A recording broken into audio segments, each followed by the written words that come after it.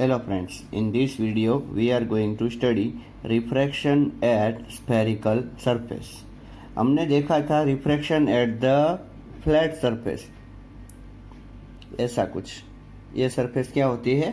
Flat. लेकिन अब हम देखेंगे refraction at a spherical surface. ठीक है, इतना ज़्यादा चेंजेस नहीं है।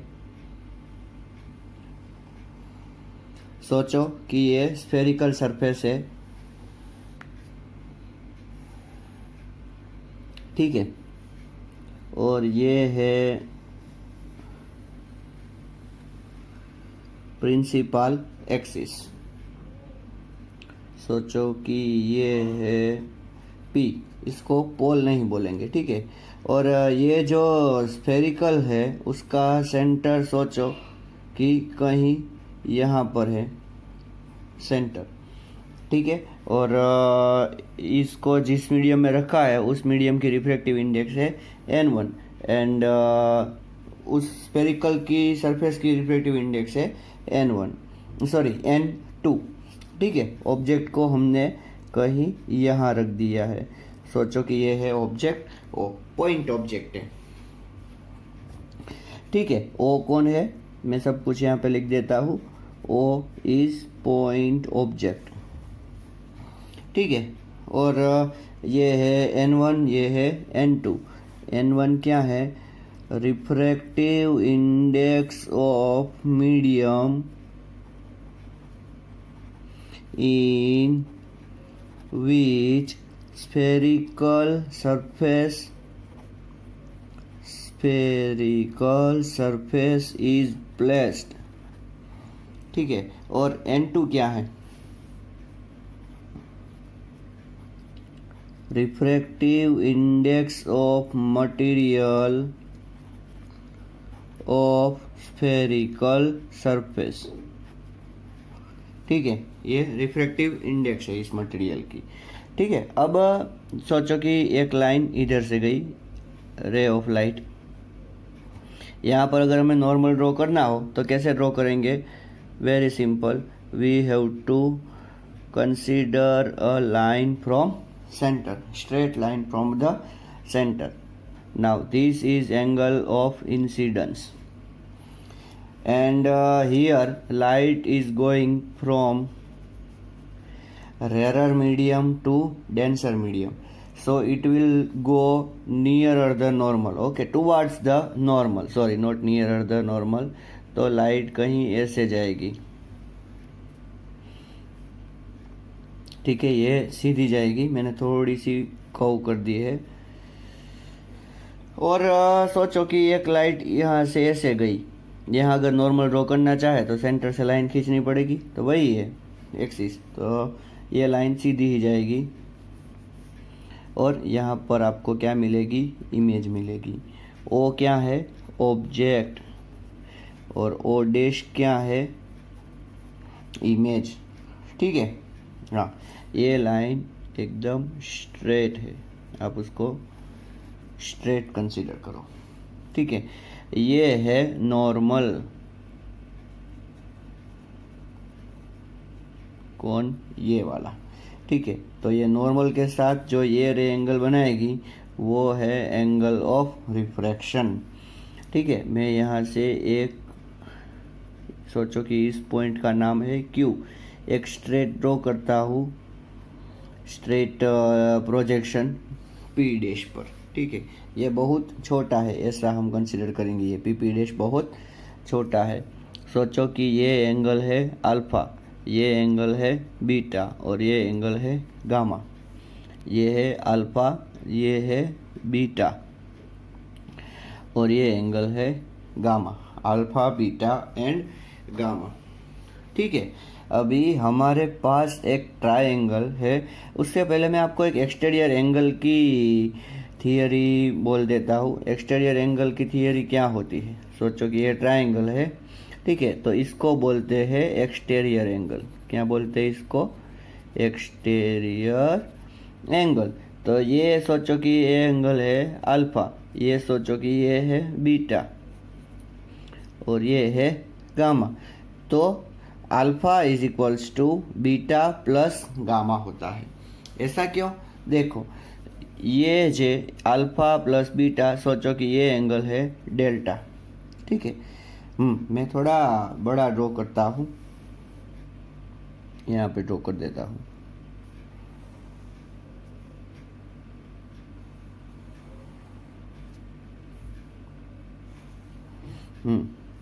सोचो कि ये एंगल है θ1, इसके बारे में भूल जाओ। ये एंगल है θ1, ये एंगल है θ2, ये एंगल है θ3 और ये एंगल है θ4।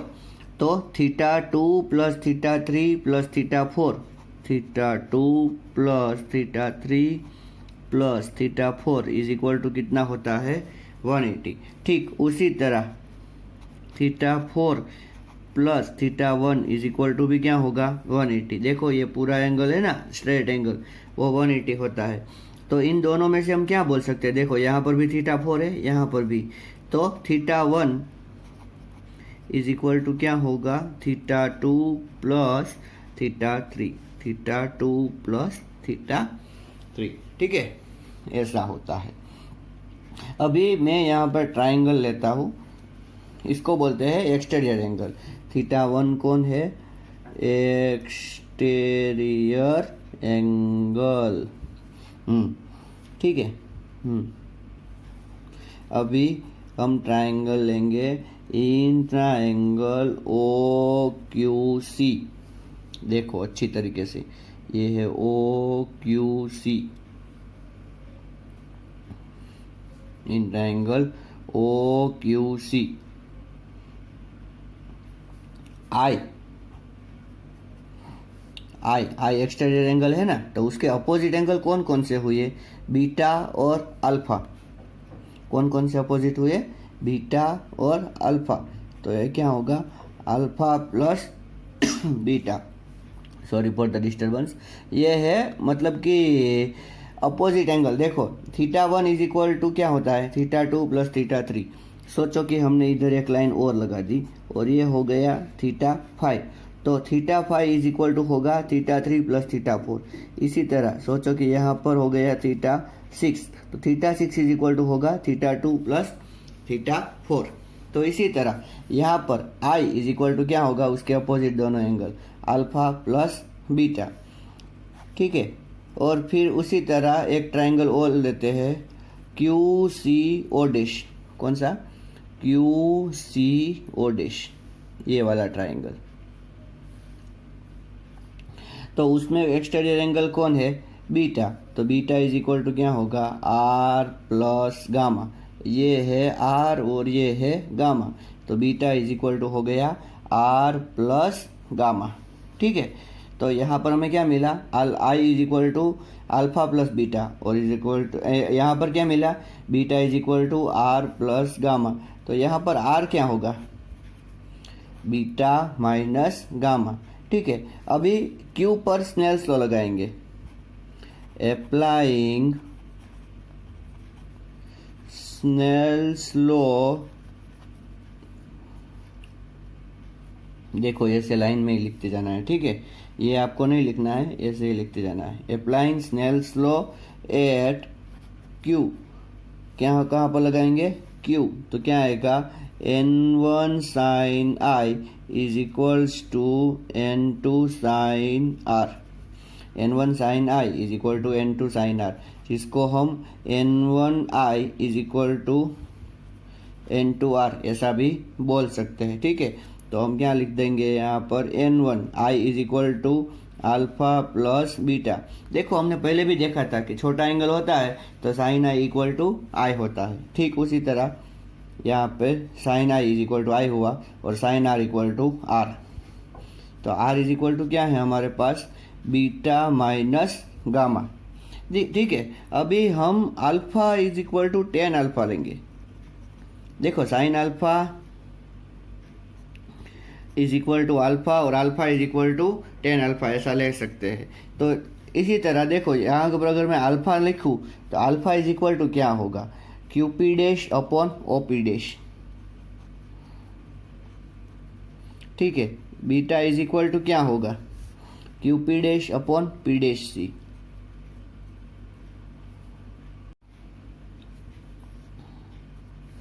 अपोजिट अपॉन एडजेसेंट, ठीक है, opposite upon adjacent.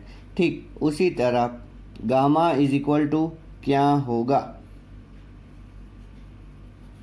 QP dash upon P dash और डैश, पी डैश और डैश।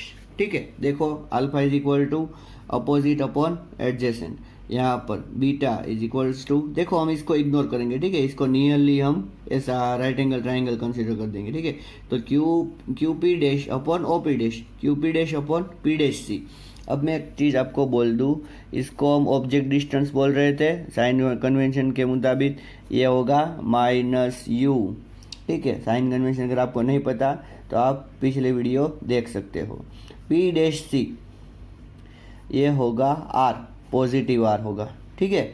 और पी डैश ओ डैश ये होगा वी, पॉजिटिव वी होगा, ठीक है। ये हो गया माइनस यू, ये हो गया आर और ये हो गया वी। अब आगे का करते हैं, मतलब कि इसमें ये सब वैल्यू रिप्लेस करेंगे तो हमें क्या मिलेगा, चलो ट्राई करते हैं। तो हमारे पास ऐसा है, तो अब क्या करेंगे, N1 इज इक्वल्स टू लिखेंगे हम Q P dash N1 into upon क्या आएगा O P plus beta, beta is equal to क्या है, तो Q P dash upon P dash C, ठीक है। N2 इधर क्या आएगा, बीटा इज इक्वल टू फिर से Q P dash upon P dash O dash minus gamma, gamma is equal to, sorry ये बीटा है ना, तो beta is equal to P dash C है, तो यहाँ पे पी डैश सी है आएगा, मैंने गलती कर दी, Q P dash upon P dash O dash, ठीक है। आप डायग्राम में देख सकते हो ये सब। तो यहाँ पर देखो Q P dash Q P dash Q P dash और क्यू पी डैश, तो ये कैंसिल हो जाएगा। N1 ये होगा 1 upon minus U plus 1 upon R is equals to N2 ये होगा 1 upon R minus 1 upon V, V मानी इमेज डिस्टेंस।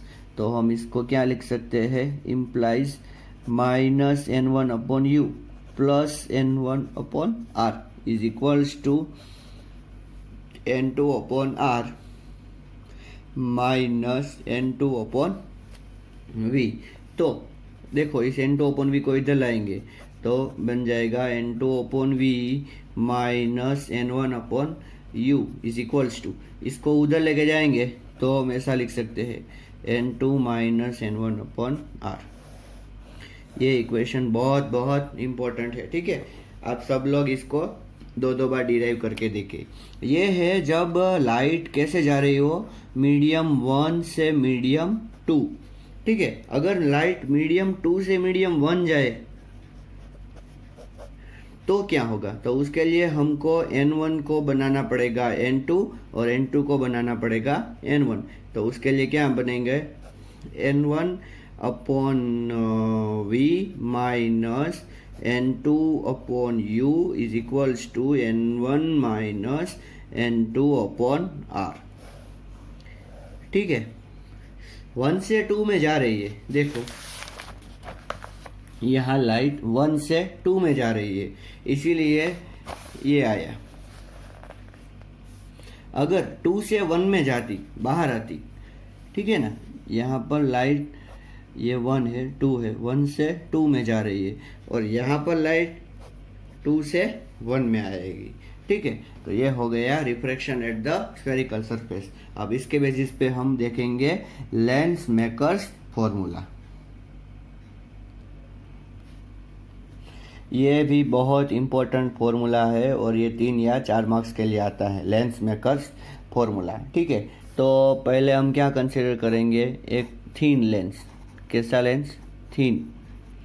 थीन किसको बोला जाएगा, जिसके कंपैरिजन में ऑब्जेक्ट डिस्टेंस या इमेज डिस्टेंस या रेडियस बहुत ज़्यादा हो, किसके कंपैरिजन में, जिसकी थिकनेस के कंपैरिजन में, ऐसे लेंस को बोला जाता है थीन लेंस, ठीक है। मैं यहाँ पे डेफिनेशन लिख देता हूँ, thin lens, lens which has very small thickness as compared to object, image and other distances। ठीक है, फॉर एग्जाम्पल हमारे जो स्पेक्टेकल्स का जो लेंस होता है वो इतना ही थिन होता है और जो हम चीज़ देखते हैं वो बहुत दूर होती है, तो उस लेंस के थिकनेस के कंपैरिजन में तो बहुत छोटी हुई। ठीक है ऐसे लेंस के लिए हम जो फॉर्मूला डिराइव करने वाले हैं वो है लेंस मेकर्स फॉर्मूला। देखो अगर हम यहाँ पर ऑब्जेक्ट रखेंगे और ऐसे ऐसे ड्रॉ करेंगे तो हमें तो कुछ इतना दिखाई नहीं पड़ेगा। ठीक है, तो इसको मैं बहुत जूम करके, इतने पार्ट को बहुत जूम करके मैं ड्रॉ कर रहा हूँ। देखो कितना जूम अभी मैं ड्रॉ करूँगा तो आपको समझ में आ जाएगा, इतना जूम। ठीक है, मैंने इतने पार्ट को किया है। यहाँ है N1 और ये है N2, तो उसके लिए हम थियरी लिख देंगे क्या, let a lens of refractive index N2 is placed in medium of refractive index N1। तो मतलब कि बाहर का जो मीडियम है उसकी रिफ्रैक्टिव इंडेक्स है N1 और जो लेंस जिस मटेरियल से बना है उसकी रिफ्रैक्टिव इंडेक्स है N2। ठीक है, late R1 and R2 are radii of curvature। R1 and R2 are radii of curvature of each curved surface। मैं आपको बोल दूं ये दोनों की रेडाई ऑफ कर्वेचर सेम हो ऐसा कंपलसरी नहीं है, ये सेम नहीं भी हो सकती। ठीक है, तो इस वाली जो सरफेस है, ये वाली सरफेस, इसको हम सरफेस नंबर 1, इसको बोलेंगे सरफेस नंबर 2। तो इसके लिए जो रेडाई ऑफ कर्वेचर है वो क्या है, R1 मतलब कि इस साइड पे, और इधर क्या आएगा R2 इस साइड पे। ठीक है, हाँ, जो हमने पहले थोड़ी देर पहले जो डिराइव किया था फॉर्मूला उसी का हम यहाँ पर यूज करने वाले हैं। ठीक है, तो समझ में आ गया। ये पूरा लेंस है, ये थिन लेंस था लेकिन अभी हमने इसको जूम किया है। तो सोचो कि एक ऑब्जेक्ट को यहाँ पे रखा हुआ है, सेंटर से कितनी दूरी पे, U जितनी। ओके, और यहाँ से लाइट गई ऐसे। देखो इस सेंटर से नॉर्मल आप नहीं ड्रॉ कर सकते, इसका सेंटर तो बहुत कहीं दूर होगा। तो यहाँ पर मैं नॉर्मल ऐसे ही इमेजिन कर लेता हूँ कि कहीं दूर से आया होगा और लाइट जाएगी ऐसे। अब जब लाइट ऐसे जाएगी तो देखो ये लाइट और ये लाइट दोनों एक दूसरे को नहीं मिल सकती। तो इस सरफेस को क्या लगेगा कि ये लाइट कहाँ से आ रही है, कहीं यहीं से आ रही है, ऐसा लगेगा ना। देखो जैसा हमने रियल लाइट और वर्चुअल लाइट में देखा था, इस तरह ये रिफ्रैक्ट होकर थोड़ी सी ऐसे जाएगी तो उसको, इस सरफेस को ऐसा लगेगा कि लाइट जैसे कहीं यहाँ से आ रही है। ठीक है, तो ये हो गया ऑब्जेक्ट और ये हो गई इंटरमीडिएट इमेज, ये हो गई इंटरमीडिएट इमेज। ठीक है, ये सरफेस ने, ये सरफेस क्या बोलती है, तुम मुझे ऑब्जेक्ट दो मैं तुम्हें इमेज दूंगा। तो ये हमने ऑब्जेक्ट दिया उसको O, ठीक है, और उसने हमें इमेज दिया O डैश इस साइड पर। अब ये O डैश इसको ऑब्जेक्ट की तरह बिहेव करेगी, तो मतलब कि ऐसे लाइन सीधी जाएगी और यहाँ बाहर निकलते ही वो रेडर से, सॉरी डेंसर से रेडर की ओर जा रही है ना। हम यहाँ पर लिख देंगे N1 लेस देन N2। ये है N1, ये है N2, ये है फिर से N1। तो ये डेंसर से रेडर की ओर जा रही है तो ये फिर से ऐसे मुड़ जाएगी और यहाँ पर हमें मिलेगी फाइनल इमेज। कुछ आपको नया जैसा लग रहा होगा, ठीक है। Sorry for the disturbance. कुछ आपको नया जैसा लग रहा होगा कि ये क्या हो रहा है, क्या ऑब्जेक्ट बन रहा है, कहाँ इमेज बन रही है, ठीक है। तो फिर से मैं बोल देता हूँ कि ये है ऑब्जेक्ट, ठीक है। ऑब्जेक्ट इस सरफेस के लिए ये रे ऐसे भेजेगा, यहाँ पर रेयर मीडियम है, यहाँ पर डेंसर मीडियम है, so ray will go towards normal, but in reality they are not meeting, okay, in this medium. So in virtuality they are supposed to meet at this point, okay. इस surface को ऐसा लगेगा कि जैसे ये रे कहीं यहाँ ओ से नहीं आ रही है, ओ डैश से आ रही है, ठीक है। मतलब कि इस सरफेस के लिए तो ऑब्जेक्ट कौन है, ओ डैश, और इस सरफेस के लिए ऑब्जेक्ट कौन है, ओ, ठीक है। इस सरफेस के लिए ऑब्जेक्ट ओ है और इमेज है ओ डैश, जबकि इस सरफेस के लिए ओ डैश ऑब्जेक्ट है और ओ डबल डैश इमेज है। इसकी इमेज इसकी ऑब्जेक्ट, और ये हो गई फाइनल इमेज, ठीक है। अब शायद आपको, मुझे ऐसा लग रहा है कि थोड़ा थोड़ा समझ में आ गया होगा, ठीक है। ये है यू, इसको ले लेंगे कुछ वी डैश और इसको ले लेते हैं वी। चलो फिर आगे बढ़ते हैं डेरिवेशन के लिए। पहले सरफेस के लिए फॉर सरफेस 1, फॉर सरफेस 1 हमारे पास फॉर्मूला था n2 upon V minus n1 upon U is equals to n2 minus n1 upon r, ऐसा कुछ फॉर्मूला था, ठीक है। ये 1 से 2 में ही जा रही है, यहाँ पर कैसे जा रही है, 1 से 2 में, तो पहले n2 आएगा फिर n1, ठीक है। यहाँ पर v डैश आएगा, क्यों, क्योंकि इमेज का डिस्टेंस ये है ना इस सरफेस के लिए, इजीलिए ध्यान से, माइनस n1 अपॉन यू। एक बात मैं आपको बोल दूँ, यहाँ हम साइन कन्वेंशन नहीं लगाएंगे, क्यों, क्योंकि ये फॉर्मूला हमने ऑलरेडी साइन कन्वेंशन लगा के डिराइव किया है, इसीलिए n1 upon u is equals to n2 minus n1 upon r1, ये होगा इक्वेशन नंबर 1। अब सरफेस नंबर 2 के लिए देखते हैं ध्यान से।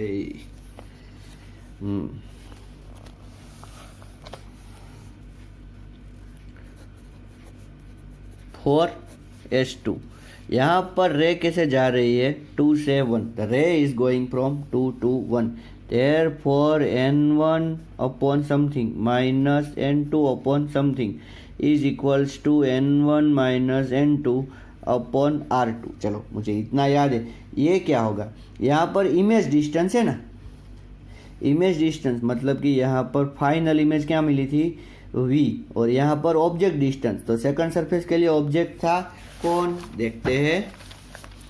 सेकंड सरफेस ये रही, उसके लिए ऑब्जेक्ट ये था, मतलब कि ये डिस्टेंस v डैश, तो यहाँ पे हमें लिखना पड़ेगा v डैश, इसको दे देंगे इक्वेशन नंबर 2। तो हमारे पास अभी इक्वेशन 1 था, वो फिर से मैं यहाँ पे लिख देता हूँ, ठीक है। वो इक्वेशन कुछ इस तरह था, n2 upon v dash minus n1 upon u is equals to n2 minus n1 upon r1, okay. ये था इक्वेशन नंबर 1। अभी क्या करेंगे, हमें v डैश नहीं चाहिए, यहाँ पर देखो minus n2 upon v dash है, यहाँ पर प्लस है, तो हम एडिंग 1 and 2 ऐसा कुछ करेंगे, तो क्या होगा, n1 upon v minus n2 upon v dash plus n2 upon v dash minus n1 upon u is equals to n1 minus n2 upon r2 plus n2 minus n1 upon r1, ठीक है। तो यहाँ पर minus V dash और plus V dash cancel हो गया, तो हमें क्या मिलेगा, n1 कॉमन निकल गया, 1 upon v minus 1 upon u is equals to, यहाँ पर देखो मैं ऐसा लिखता हूँ n2 minus n1 upon minus R2, ये कैसे हो गया सोचना, ये आपका काम है, plus N2 minus N1 upon R1। तो मैं फिर से लिखता हूँ 1 upon V minus 1 upon U, मैं इधर N1 लिखना भूल गया, N1 लिख देता हूँ, N2 माइनस N1, देखो यहाँ और यहाँ कॉमन निकल जाएगा, तो हम को मिलेगा 1 upon R1 minus 1 upon R2, 1 upon V minus 1 upon U is equals to N2 minus N1 upon N1, 1 upon R1 minus 1 upon R2। अभी हमें पता है क्या, when u equals to infinity v equal to f, तो हम क्या लिख देंगे, therefore 1 upon f is equals to, देखो यहाँ पर इन्फिनिटी लगाएंगे तो 1 अपॉन इन्फिनिटी 0 हो गया, N2 minus N1 upon N1, 1 upon R1 minus 1 upon R2। तो ये हो गया लेंस मेकर्स फॉर्मूला, लेंस बनाने वाले का फॉर्मूला। क्यों? क्योंकि वो आप जब अपनी आई को चेक कराने जाते हो तब ऑप्टिशियन क्या देखेगा कि आपकी फोकल लेंथ कितनी है, ठीक है, वो आपको चीज़ के आपको मशीन पे बिठाएगा, फिर उसके पास नंबर भी है, ठीक है, और इसी तरह वो 1 upon R1 minus 1 upon R2 को एडजस्ट करके उसी तरह उसको कर्वेचर देगा। तो इसके लिए इसका नाम क्या है, लेंस मेकर फॉर्मूला, ठीक है। ये बहुत इम्पोर्टेंट है और इसको 2 बार लिख के अच्छी तरीके से देखिए। देखो यहाँ पर N1 कट भी हो सकता है, यहाँ पर N21 माइनस 1 ऐसा भी हम लिख सकते हैं, ये आपकी मर्जी की बात है। तो ये 2 थियरी आज हम पढ़ेंगे और बाकी की थियरी नेक्स्ट वीडियो में। नमस्कार।